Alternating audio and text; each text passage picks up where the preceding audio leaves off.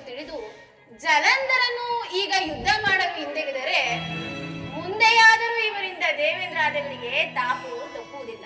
ಆದ್ದರಿಂದ ನಾನು ಮೊದಲೇ ಜಲಂಧರನ ಬಳಿಗೆ ಹೋಗಿ ಆತನಿಗೆ ಸಂಧಿಗೆ ಸಮ್ಮತಿಸಕೂಡದೆಂದು ಬೋಧಿಸಿ ಅವನನ್ನು ಮತ್ತಷ್ಟು ಕೆರಳಿಸಿ ವಿಷ್ಣು ಜಲಂಧರನಿಗೆ ಪ್ರಬಲ ಯುದ್ಧವಾಗುವಂತೆ ಮಾಡುವುದು.